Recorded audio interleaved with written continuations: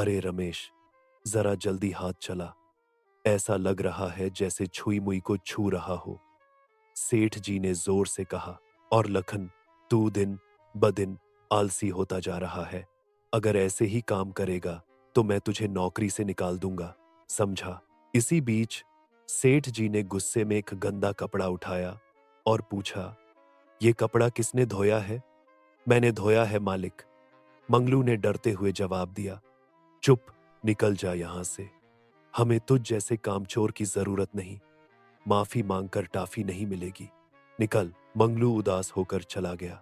चंदू और रजत, दो धोबी, पास में खड़े होकर हंसने लगे।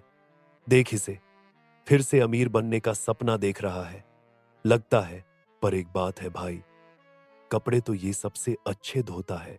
चंदू ने मटके से पानी निकालकर सोए हुए मंगलू पर फेंका। अरे, ये क्या, बारिश शुरू हो गई? बरसात नहीं, मैंने डाला है। तू काम के समय सपना देख रहा था, मंगलू बोला। किसी महान इंसान ने कहा है कि सपने देखना ही सफलता की पहली निशानी होती है। मैं एक दिन इस धोबी घाट का सरदार बनूंगा। बड़ा बंगला होगा, नौकर चाकर होंगे। हाँ हाँ, देखो सपने, सपने देखने में कोई टैक्स नहीं लगता।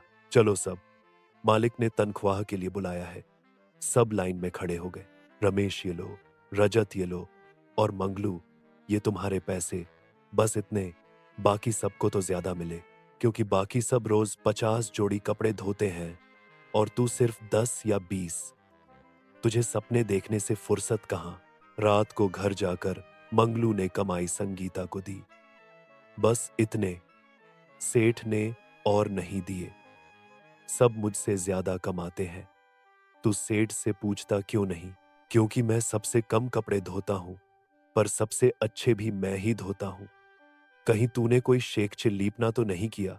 तुम्हें भी मेरी काबिलियत पर शक है। कोई बात नहीं, एक दिन तुम इसी धोबी घाट की मालकिन बनोगी। बातें बनाना छोड़ो और काम पर ध्यान दो। अरे भगवान, क्या करूं मैं? कुछ दिनों तक मंगलू वैसे ही ढीला काम करता रहा, लेकिन एक दिन अचानक सेठ ने सबको इकट्ठा किया। सुनो, महाराज की बेटी का विवाह है। राजमहल से ढेर सारे कपड़े धोने के लिए आएंगे। कुछ चुनिंदा धोबियों को ही वहां भेजा जाएगा। जिसका काम पसंद आया उसकी चांदी हो जाएगी। सभी धोबी काम में जुट गए। अब के बार मुझे ही राजमहल जाना चाहिए, मंगलू ने सोचा।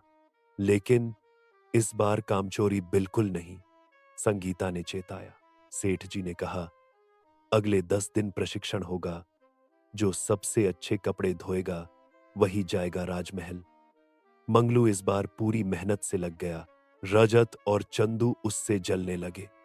देखो, ये फिर से सपना देख रहा है अमीर बनने का, चंदू ने हौंसते हुए कहा।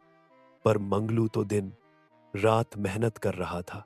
आखिर सेठ ने नामों की घोषणा की। रमेश, रजत, चंदू और मंगलू। क्या मंगलू? हाँ, क्योंकि उसने सबसे जल्दी और सबसे साफ कपड़े धोए। संगीता बहुत खुश हुई।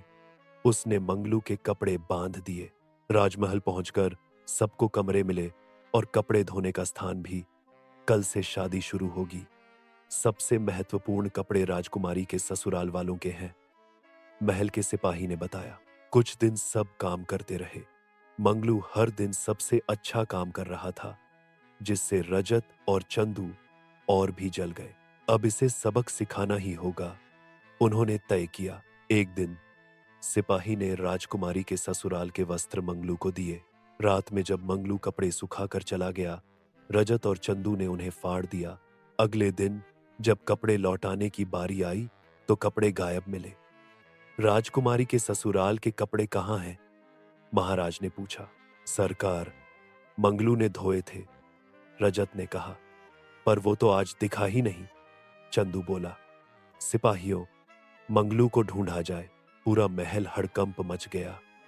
सभी सोचने लगे, कहीं मंगलू कपड़े लेकर भाग तो नहीं गया। शाम को सिपाही मंगलू को पकड़ लाए। राजा साहब, मैं भागा नहीं था, ये रहे कपड़े।